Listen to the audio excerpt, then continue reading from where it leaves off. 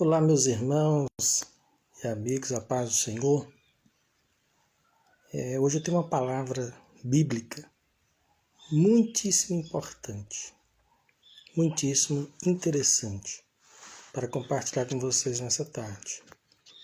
Então, se você quiser mandar aí o convite para outras pessoas assistirem ou depois compartilhar, acredito que seja uma palavra relevante, importante, interessante e profunda.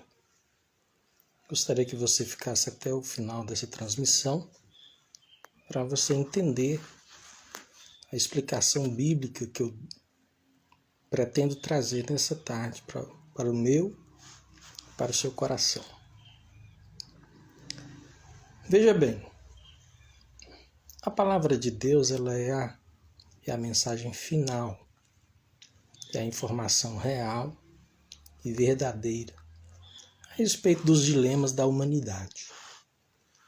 Quando a Bíblia diz que algo é pecado ou que algo não agrada a Deus, nós precisamos adequar a palavra de Deus. Nós não podemos fazer com que a palavra de Deus se adeque a nós. Isso é um princípio basilar, é um princípio básico. Nós precisamos nos adequar, nós precisamos nos enquadrar, nós precisamos nos moldar pelos princípios, pelas doutrinas da palavra de Deus. Mas existe uma doutrina fundamental que é muito pouco pregada, principalmente nos meios pentecostais, que talvez seja uma das doutrinas mais importantes que as pessoas precisariam aprender e entender e dominar, que é a doutrina da justificação. A doutrina da justificação é um dos pilares da soteriologia, é um dos pilares da doutrina da salvação. Então, nessa tarde eu vou tirar esses minutos para explicar o que é e qual a sua importância e como se aplica essa doutrina no cotidiano, no dia a dia. Veja bem, eu vou usar um exemplo bíblico para ilustrar e aí nós entraremos no que de fato precisamos falar nessa tarde. Os discípulos de Jesus estavam passando por um caminho, um dia de sábado, e começou a pegar espigas pelo caminho. Eles estavam com fome e começou a pegar espigas. Nesse ato, os discípulos cometeram duas infrações gravíssimas. Em primeiro lugar, no dia de sábado, não se colhe espigas.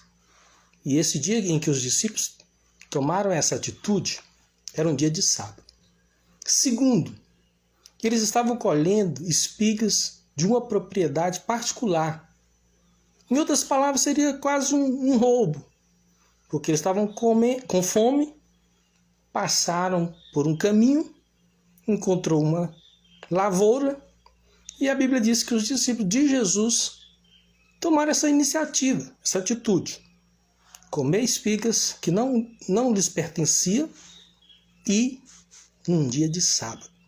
Os judeus eles não trabalham, eles não movem uma palha num dia de sábado. Então, pelo menos duas infrações gravíssimas os discípulos cometeram ao fazer isso. A Bíblia diz que os religiosos, os fariseus, uma religião que tinha na época de Jesus, vendo isso, o que eles fizeram? O óbvio. Vamos falar com Jesus. Vamos denunciar. Os discípulos de Jesus cometeram duas infrações graves. Estão colhendo espigas de pessoas que não lhe pertencem e estão colhendo espigas no sábado. Aí em Mateus 12, que conta essa história, diz que os fariseus veio e disseram isso para Jesus: olha, os teus discípulos fizeram uma coisa feia, horrorosa, reprovável ali. Não é lícito fazer no sábado, eles estão fazendo no sábado, colhendo espigas. Se foi surpreendente a atitude dos discípulos de, entre aspas, roubar espigas num dia de sábado, muito mais surpreendente foi a resposta de Jesus. E é aqui que entra aquilo que eu vou explicar para você. Uma coisa muito importante, todo cristão precisava saber disso, porque é um dos fundamentos da doutrina, é um dos fundamentos do cristianismo, é um dos princípios que rege toda a fé do crente. Então aqui que eu chamo a atenção para a resposta de Jesus. Quando os fariseus denunciaram a atitude dos discípulos para Jesus, Jesus não os repreendeu, Jesus não os reprovou. Jesus foi trazer à memória outra pessoa que tinha cometido um erro proporcionalmente grotesco e pior do que o erro dos discípulos.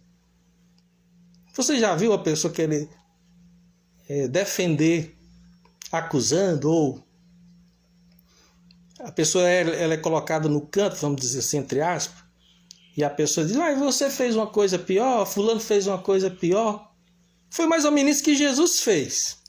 Mas me escute, para você entender e não tomar decisões ou entendimento errado do que eu quero dizer.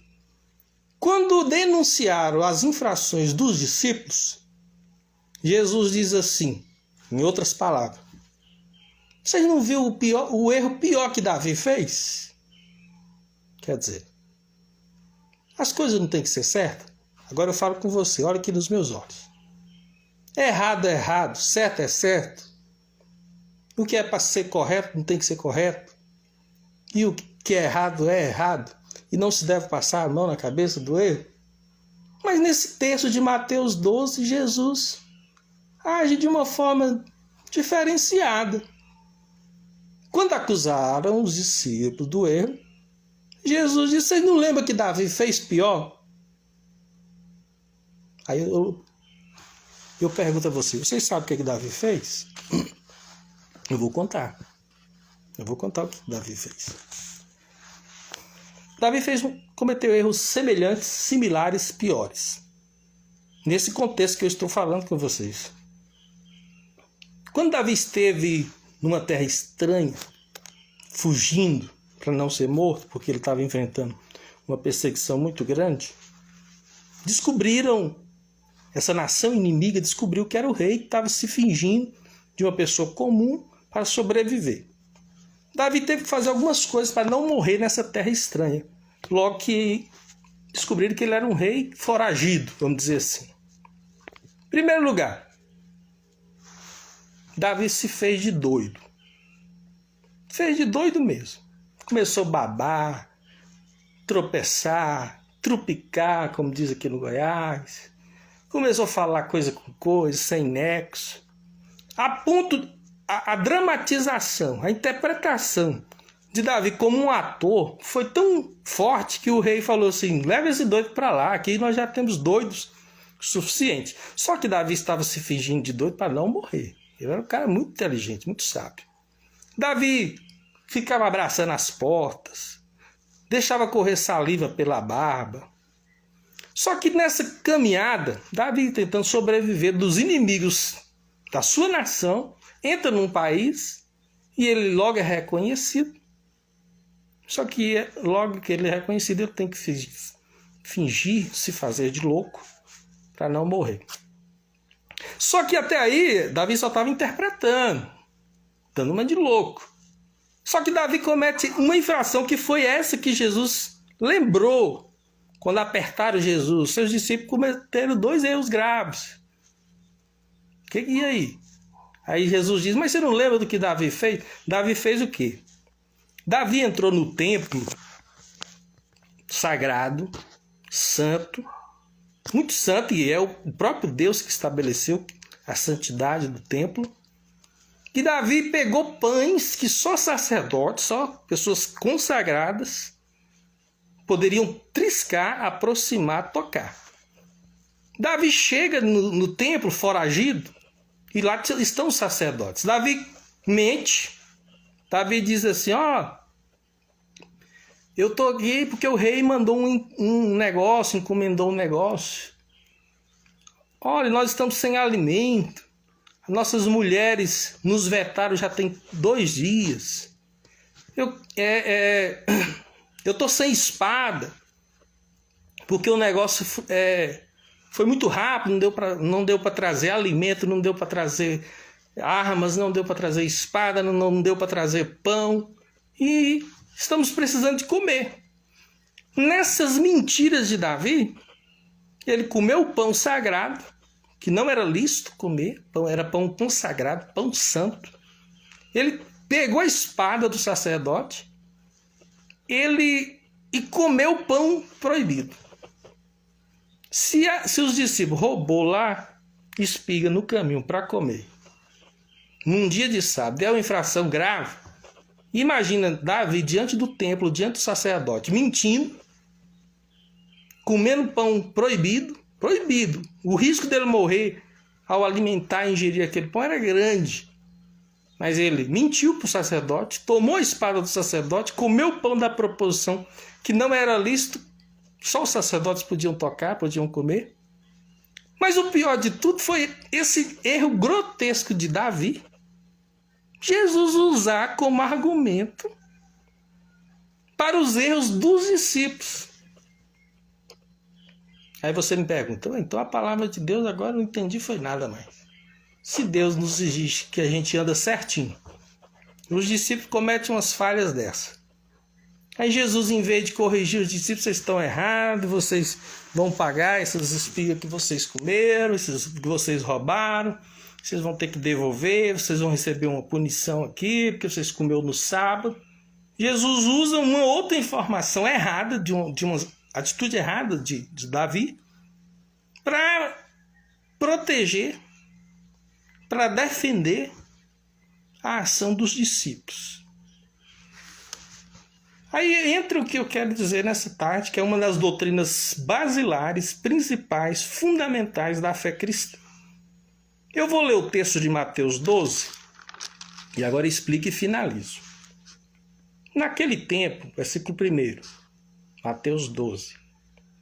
Naquele tempo passou Jesus pelas searas, em um sábado. Seus discípulos, tendo fome, começaram a colher espigas e a comer. Os fariseus, vendo isso, disseram-lhe: eis que os seus discípulos fazem o que não é lícito fazer no sábado. Ele, porém, lhes disse: não tendes lido o que Davi fez quando teve fome, e os que com ele estavam? Como entrou na casa de Deus, comeu os pães da proposição, que não lhe era lícito comer, nem aos que com ele estavam, mas só os sacerdotes. Ou não tendes lido na lei que aos sábados os sacerdotes no templo violam o sábado e ficam sem culpa? Pois eu vos digo que está aqui quem é maior do que o templo. Mas se vós soubesses o que significa misericórdia quero e não sacrifício, não condenaria os inocentes, porque o Filho do Homem até do sábado é o Senhor. Você sabia o que Jesus quis dizer? Quando ele disse, se vocês soubessem o que significa misericórdia quero e não sacrifício, não condenaria os inocentes? Sabe o que Jesus quis dizer? Que Davi era inocente. E que o que os discípulos fez, eles também eram inocentes. Aí te pergunto, baseado em que os discípulos eram inocentes? Baseado em que as atitudes de Davi foram inocentadas? Aqui entra um princípio, uma doutrina extremamente importante chamada doutrina da justificação. O que é a doutrina da justificação? É quando Deus declara uma pessoa errada certa. Tem isso na Bíblia? Tem, e eu provo. Quando Deus declara um pecador inocente. Vocês estão vendo o que está acontecendo no nosso país? Os mecanismos da lei pegou uma pessoa que passou 2 anos na prisão e colocou no principal posto de poder da nação. O mecanismo, os poderosos, as pessoas que leem, que interpretam a lei, utilizaram os seus mecanismos lá e pegou uma pessoa culpada, declarou inocente e ela está investida de autoridade na nação do poder. Deus estabeleceu uma doutrina chamada doutrina da justificação. Quando Deus declara pessoas erradas certas. Quando Deus declara pessoas pecadoras justas. Quando Deus declara pessoas falhas perdoadas. Se você ler a Bíblia, você vai encontrar muitos textos. Mas deixa eu dizer um, Salmo 32. Bem-aventurado aquele cuja transgressão é perdoada e cujo pecado é coberto. Em outras palavras, existem classes de pessoas, existem pessoas que Deus olha para elas e as declara justificadas, inocentadas.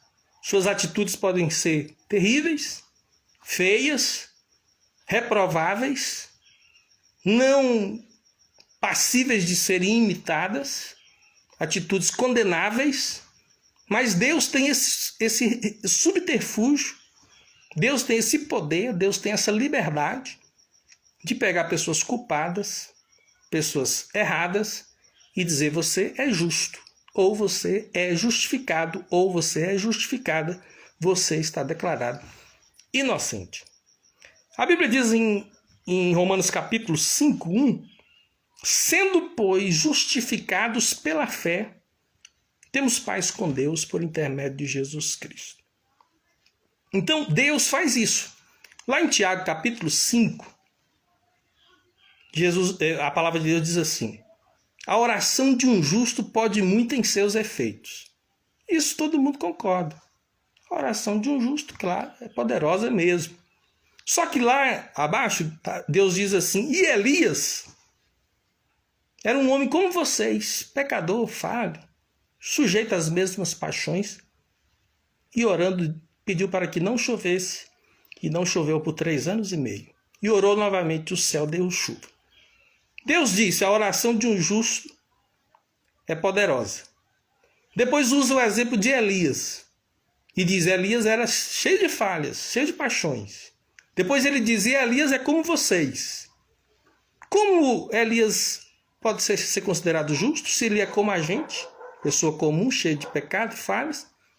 E Deus está dizendo que, como Elias é poderoso na oração, porque foi declarado justo, eu, como pecador e falho, posso ter a mesma eficácia na oração, o mesmo poder que Elias, a ponto de dizer não chove, não chover, chova e chover.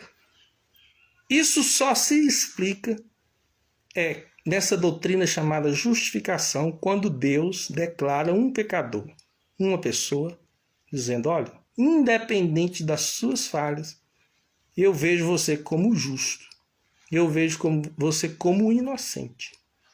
Então, quando os discípulos roubaram e comeram comida no sábado, proibida, eles estavam passivos de uma grande penitência, uma grande disciplina, uma grande reprovação.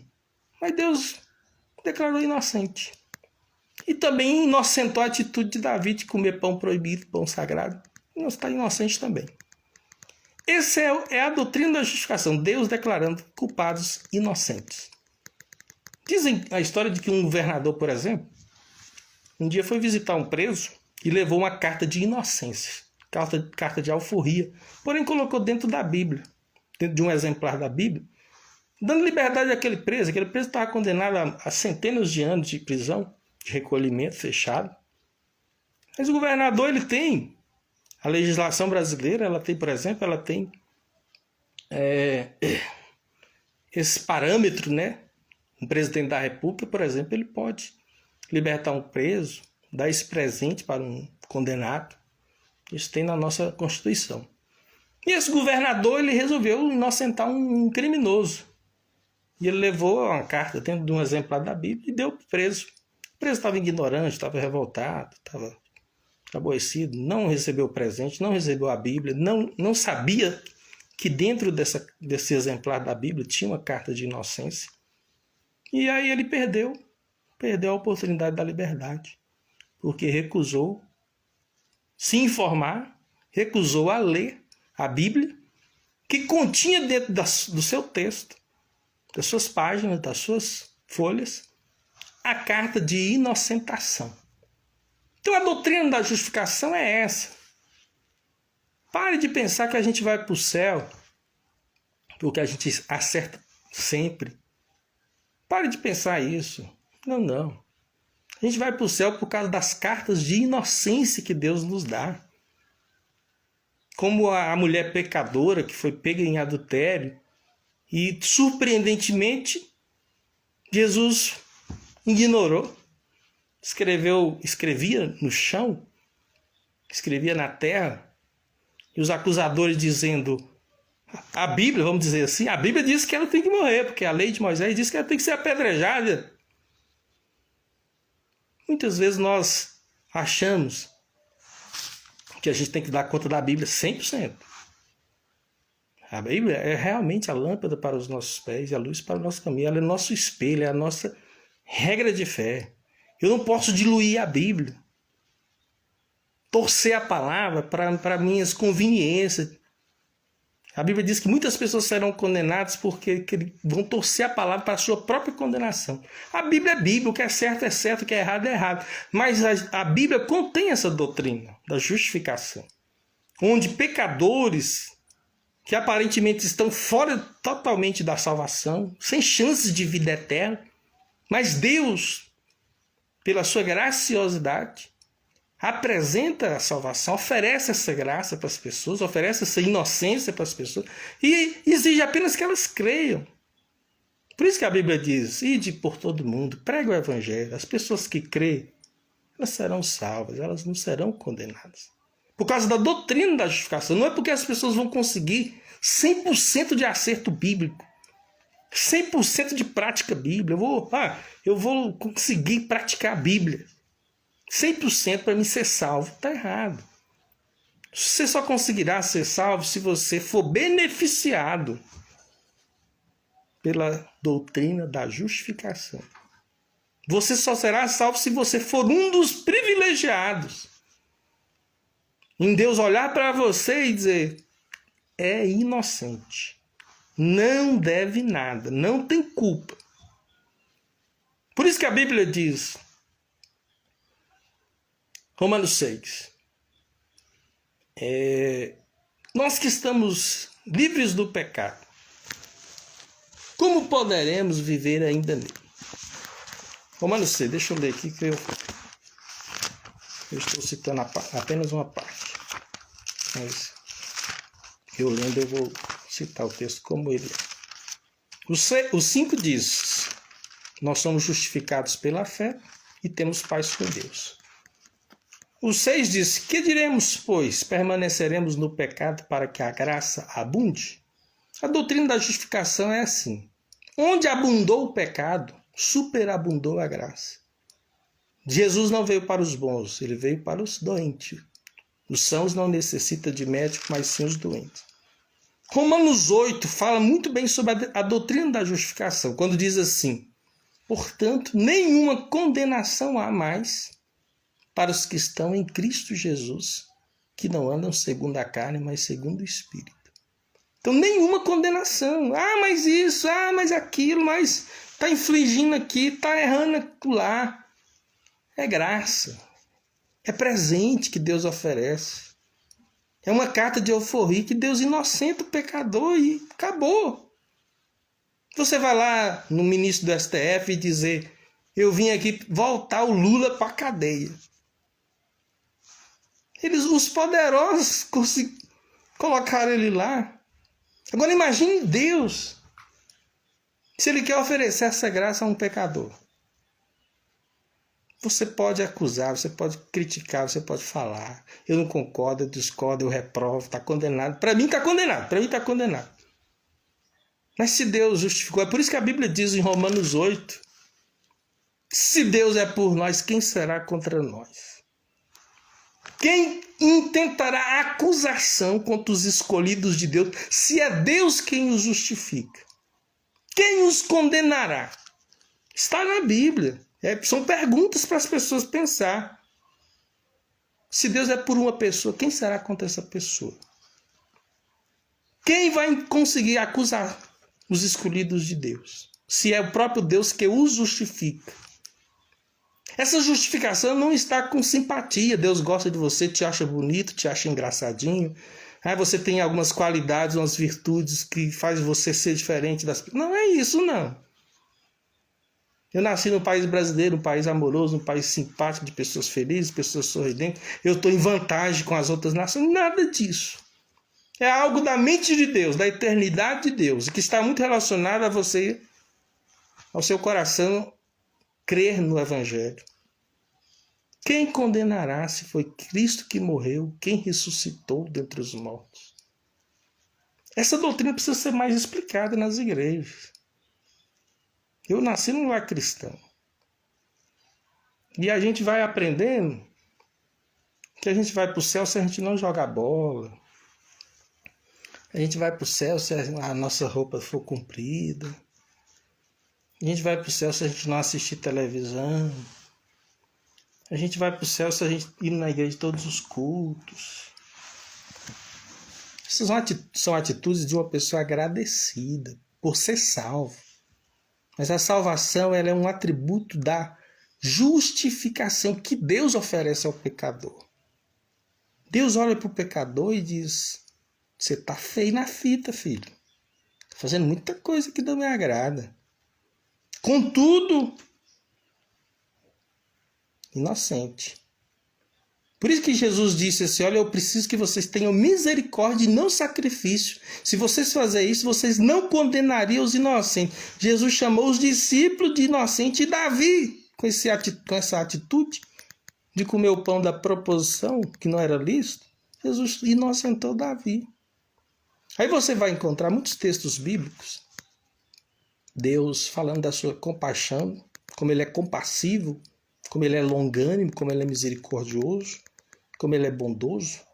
No Salmo 103, diz: como um pai se compadece dos filhos, assim o Senhor compadece do seu povo. Como o Oriente está distante do Ocidente, Deus afasta de nós as nossas transgressões. Lembra da nossa estrutura, que somos pó. Lá em Miqueias 7,19 diz: Deus lançará os nossos pecados no mar, nas profundezas do mar, tornará a pedaço de nós e lançará as nossas iniquidades nas profundezas do mar. Então, a salvação, ela passa por esse princípio, inevitavelmente. Não é a denominação que você pertence, não é o quanto você é devoto, religioso, leitor da Bíblia, praticante da Bíblia. Os praticantes da Bíblia que serão salvos, aqueles que fazem a vontade do meu Pai que está nos céus, porém, depois de serem alcançados, presenteados, beneficiados, ofertados com a bênção da justificação. Entenderam, irmãos? Entenderam, amigos e amigas? Esse é o fundamento da salvação. Deus declarar você inocente. Se Deus não te declarar inocente, você pode ser muito bom. Muito bom. Quase no ápice da perfeição. Você é a pessoa mais íntegra, mais correta que existe. Mas se Deus não te declarar inocente, você vai ser condenado. Você não vai para o céu. Por isso que a Bíblia diz: Deus enviou o seu Filho unigênito para que todo aquele que nele crê não pereça, mas tenha a vida eterna. Quem crê não é condenado, mas quem não crê já está condenado. Tem que crer, tem que entender essa doutrina, tem que agarrar ela, tem que dizer: eu preciso é disso. Não vai tentar ser salvo com as suas ações, com as suas atitudes. Não, você recebe de graça, admitindo que não consegue sozinho. E a partir daí, devido à sua gratidão, você começa a viver corretamente. Cada dia, todo dia eu quero ser melhor hoje do que fui ontem, quero ser amanhã melhor do que fui hoje. Ingratidão, porque Deus te ofertou a salvação, te inocentou, te declarou justo, te declarou não culpado. É isso que é a doutrina da justificação. A doutrina da justificação é um dos pilares. Aí vem a santificação. Que você foi justificado, então você começa a procurar ser santo, agradar a Deus, evitar errar. E aí o erro, o pecado na sua vida, ele é um acidente, ele não é uma prática. O pecado na vida do salvo, ele é um acidente. Ele não pode ser uma conduta, uma coisa comum, uma coisa normal. Mas aí já estamos falando da santificação, que é uma outra mensagem, é uma outra explicação. Hoje eu estou focando, talvez você diga, mas ele não falou tudo, tem algumas coisas que ele não falou. De fato, eu não estou falando tudo. Estou falando na linha central da justificação. Mas existe a regeneração, existe a glorificação e existe a santificação, dentro do pacote chamado salvação. Mas hoje eu acho que a doutrina da justificação é uma das menos ensinadas nos meios cristãos. Muitos crentes não sabem nada sobre salvação. Eles estão ali para... O que o líder disser é isso. Sabia que existem regimentos internos de algumas denominações que definem até a largura da gravata?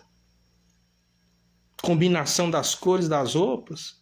Regimento interno. As pessoas estão ali, não entendem da doutrina, da justificação. Se o pastor disser, para ir para o céu tem que fazer isso. Por que muitas pessoas estão fazendo penitências como andar de joelhos, longas caminhadas, peregrinações, subir escada, fazer muitos de ritualismos, se machucam, se ferem. Existem religiões que as pessoas se torturam. Porque os seus líderes disseram, é isso que vocês têm que fazer para ser salvo. Mas eu estou aqui nessa tarde dizer que a salvação ela é uma carta de inocência, de justificação que Deus dá para o pecador. Espero que tenha ajudado nessa tarde. Pense nisso. Espero ter contribuído nessa tarde através dessa meditação bíblica. O exemplo central é, no momento em que Jesus deveria reprovar a atitude dos discípulos de roubar e comer espigas no sábado, e reprovar as atitudes de Davi de mentir no templo e comer pão proibido, pão sagrado, Jesus disse, vocês estão condenando inocentes, porque aqui está quem é maior do que as leis, quem é maior que os sábados, quem é maior que o templo, quem é maior. Então Deus, ele é maior. Deus, ele é maior do que as próprias leis que ele criou. E se ele quiser dizer a um pecador, você é salvo, eu te salvei, pode acusar os escolhidos de Deus, pode tentar discriminar, condenar. Se Deus é por uma pessoa, quem será contra essa pessoa? Se Deus inocentar uma pessoa, quem pode condenar?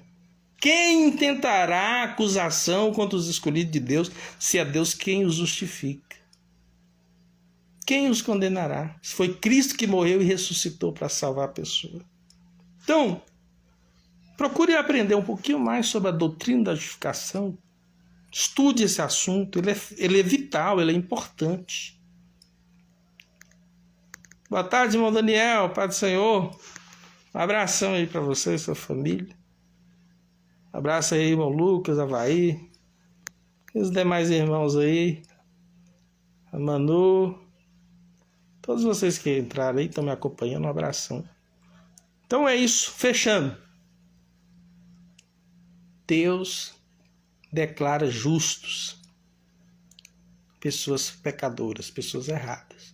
É um princípio chamado doutrina da justificação, onde Deus diz assim para o pecador, hoje veio salvação nessa casa, porque esse também é filho de Abraão. Porque o Filho do Homem veio salvar e buscar aquele que se havia perdido. Então um abraço a todos, Deus abençoe. Compartilhe esse vídeo. Um abraço, a paz do Senhor.